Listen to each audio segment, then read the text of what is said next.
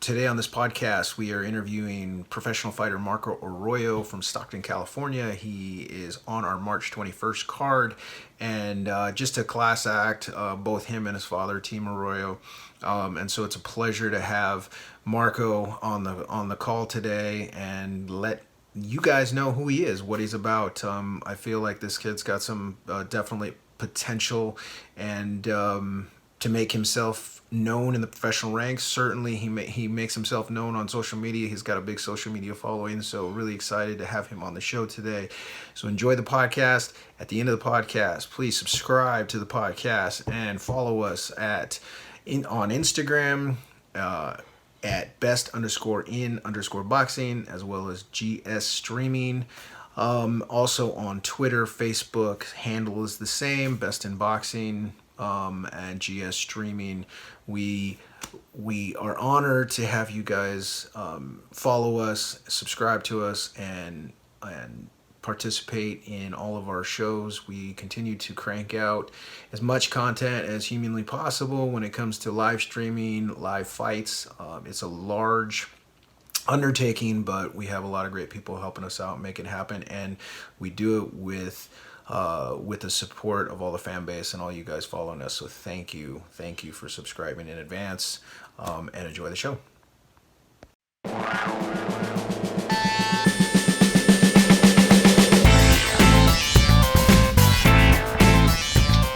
So we are here with Marco Arroyo, professional fighter out of Stockton, California, and he will be on the undercard for the March 21st show up in Stockton in front of his hometown. How you doing, Marco?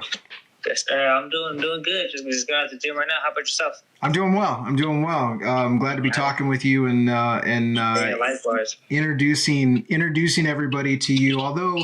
Although when it comes to introductions, you don't need much of one, because you have seriously, out of all the fighters that we've covered, you have, if not the biggest, the second biggest fan base out of all the fighters.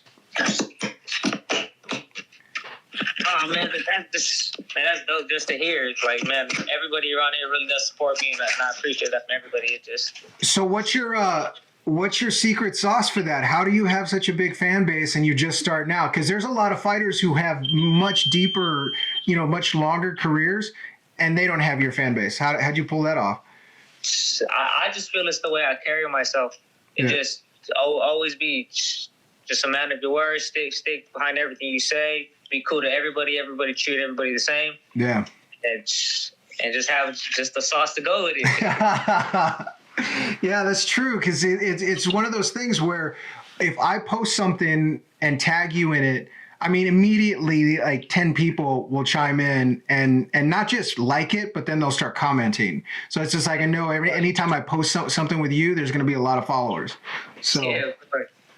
Actually, one of the things that I did notice about you and the way you handle your social media, which is something that other fighters should do, is as soon as you post something and somebody reposts it on Instagram, you take it and post it back, and you kind of get that circle. It seems to generate a lot of people watching your stuff. Yeah, it actually does. It just goes for if I were to post something and someone's taking the time out of their day to show me some love, it's only right to show it back. Like, hey man, just pretty much as like a thank you.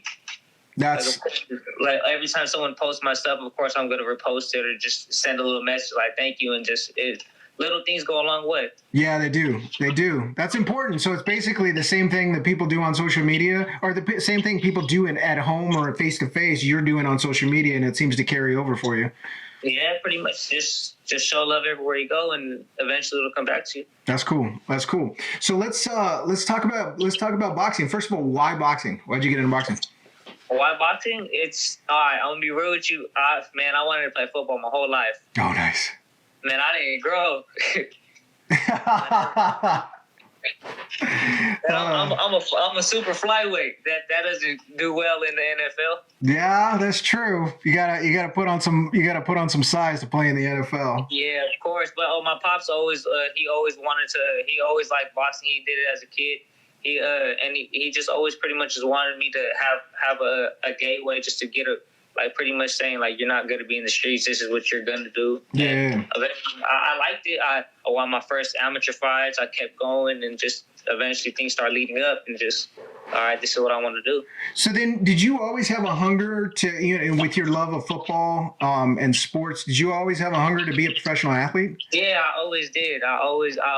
If it wasn't football, I wanted to be a professional skateboarder. If it wasn't a skateboarder, like all right, I could fight. So let's do this. Oh, no way. So you skate too? I used to, not no more. Oh, you now that you're professional, you can't skate? I can't do it. You can't risk it?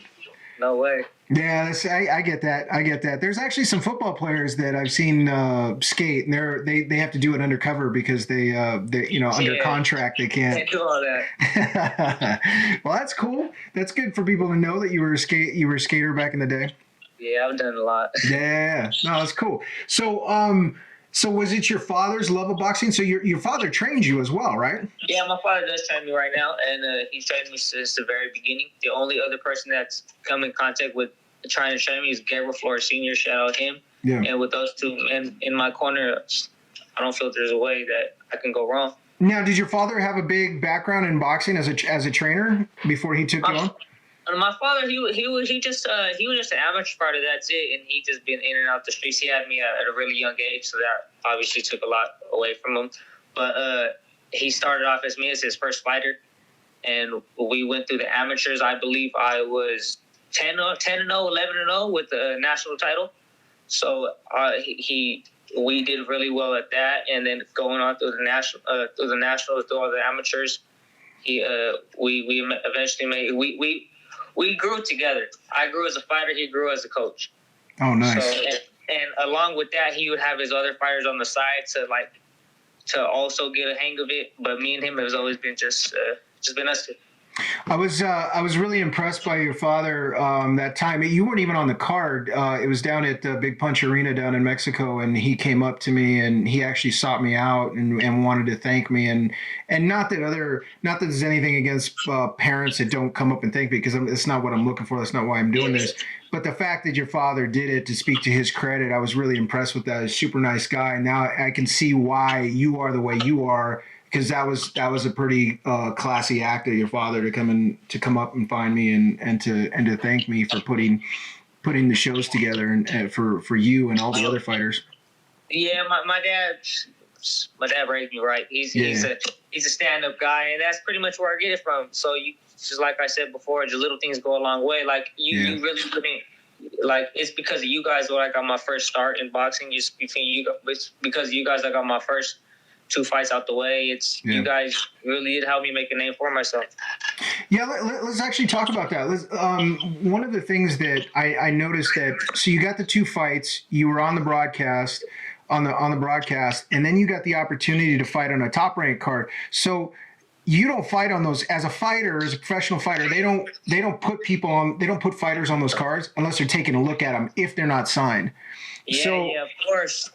So talk about that opportunity, and then it didn't work out the way you wanted, but that's sometimes setbacks make us stronger.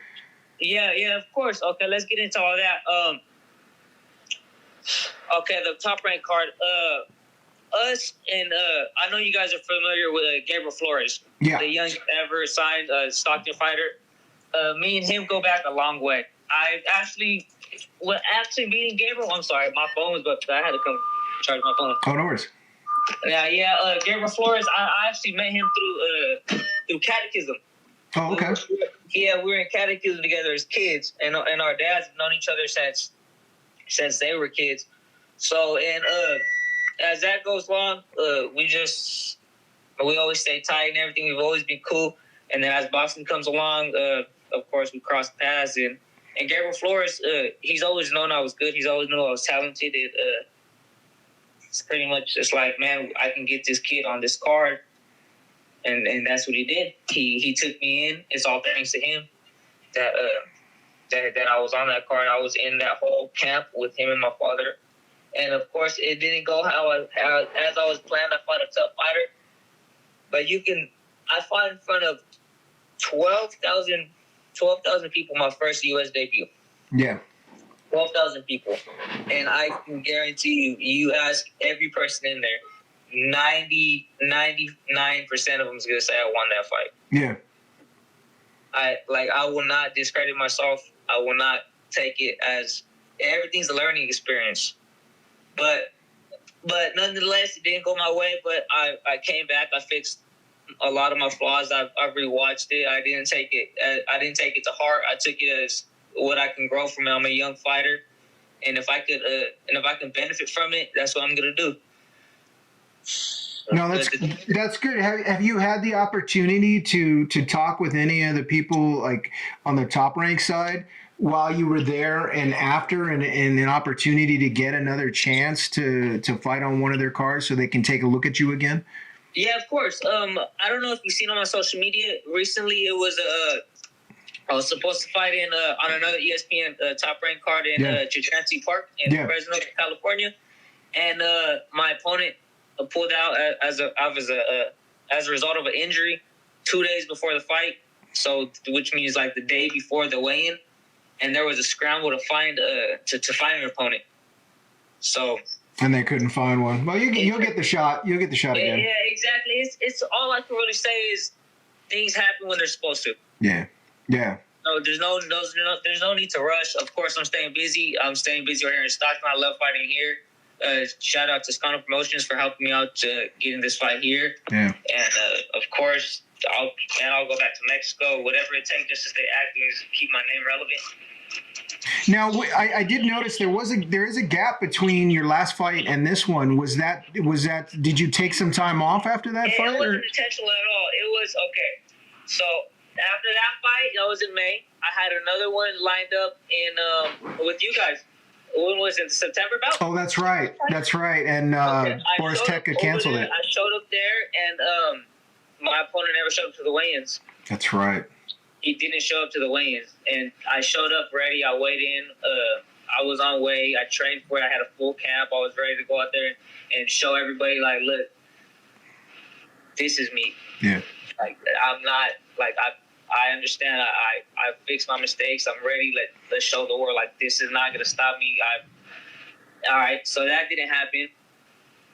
From there, what was this? Okay, then it goes to the Fresno fight in November. I believe it was supposed to be November 2nd. Yeah. And the same occurrence that pulled out within the injury. So I didn't have anyone to fight that show.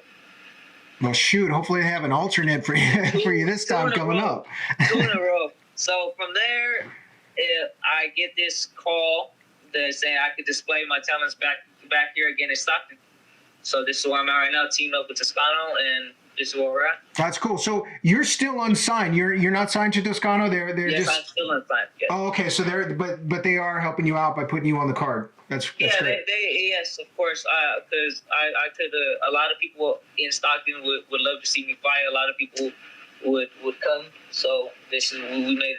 Yeah, I would say that you're probably one of the biggest ticket sellers there with your fan base. Something like that. Yeah, that makes good sense, right?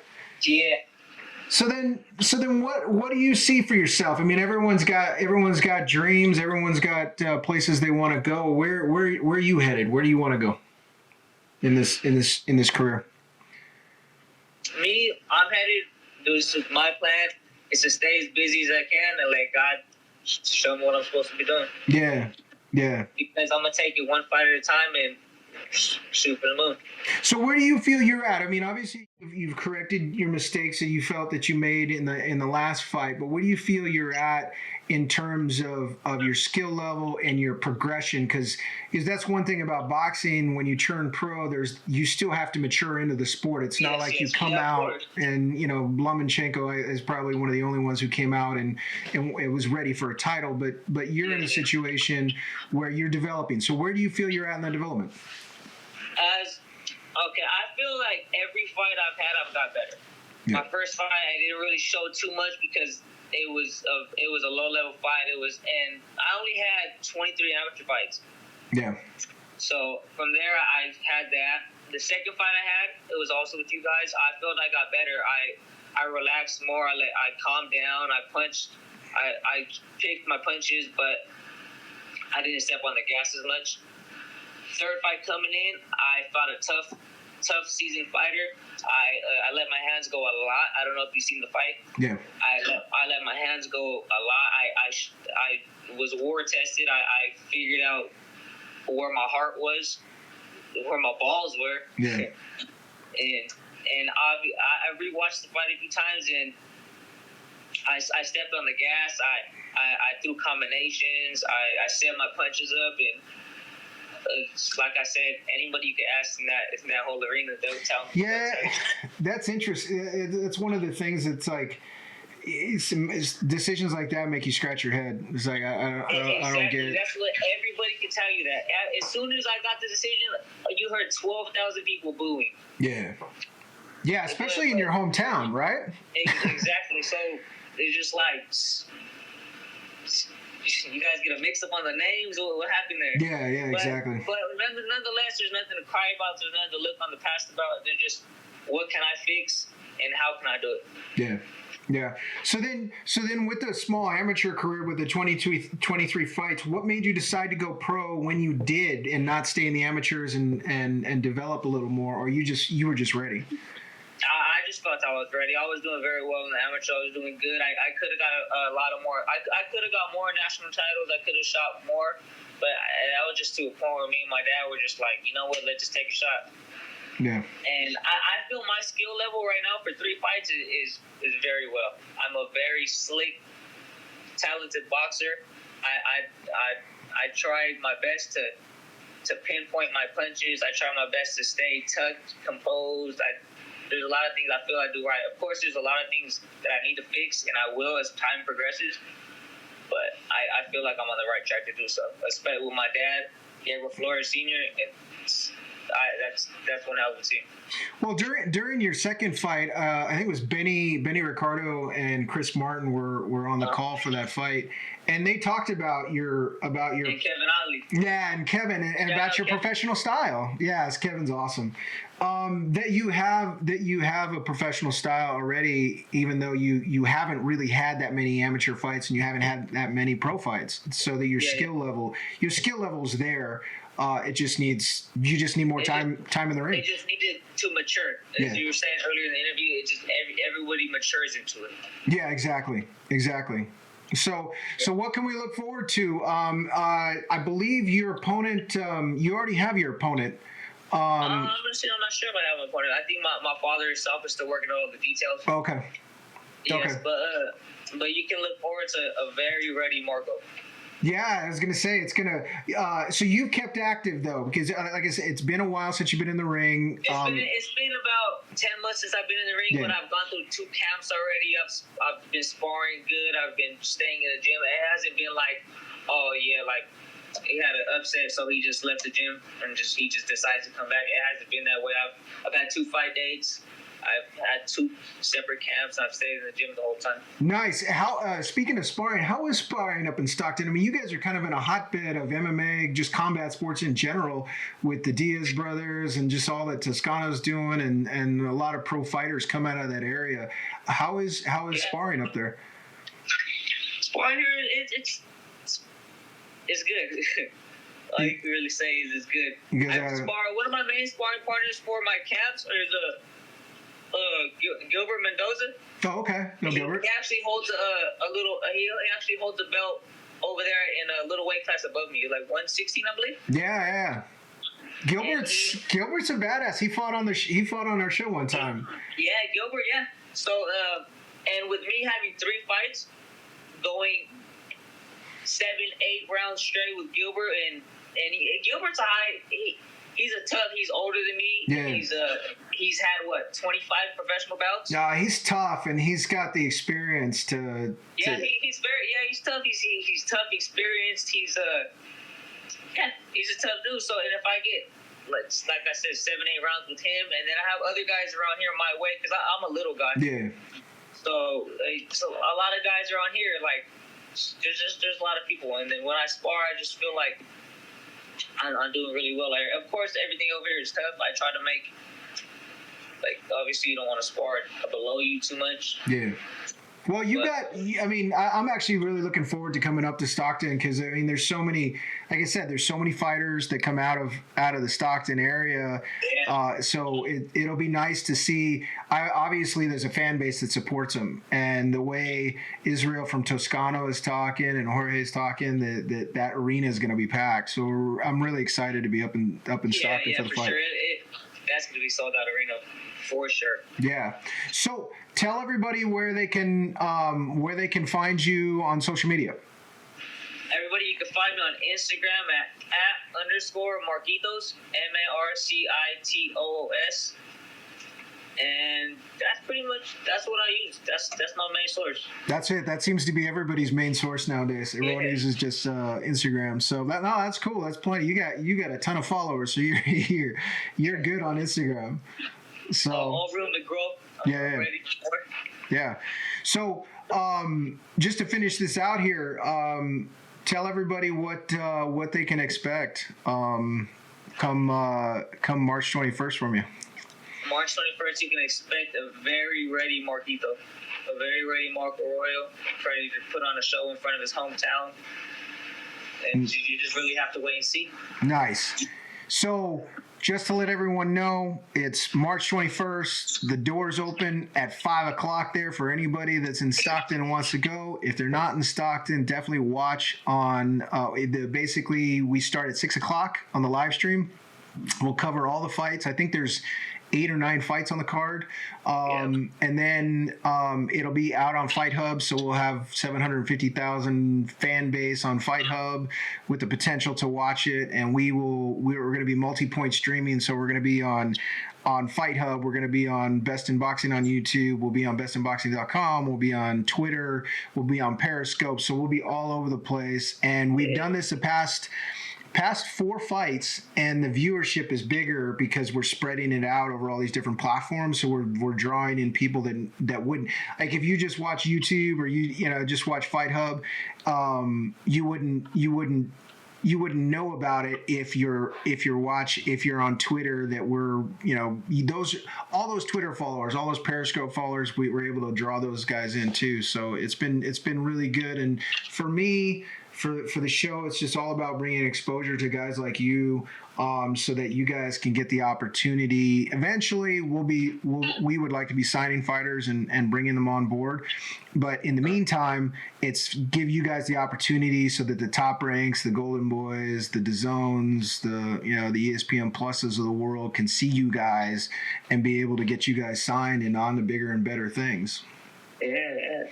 So I appreciate your time, really do. Look forward to it. I appreciate you just thinking of me, just to call me, just to have this interview. Yeah, well, I mean, I was going through, because like I said, it's all about numbers, right? I was going through this and was like, dude, who's got the biggest fan base out of the 2 fights coming up? It's like, you do.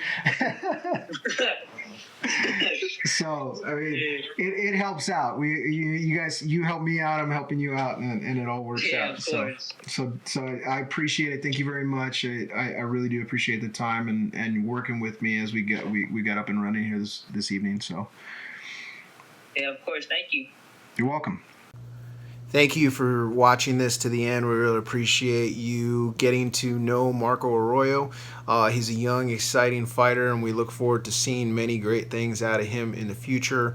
If you like our content, if you like watching live boxing, if you like watching live MMA, and not the chosen DAZN, ESPN Plus fights that you generally get out of these big broadcasters where it's all cherry-picked. A lot of these fights that we have, they're young, hungry guys that get matched up equally, and they're exciting fights. So please tune in for some all-action fighting on Best in Boxing, and we also have Best in MMA, a new show that we started covering fighters just starting out in the sport of MMA.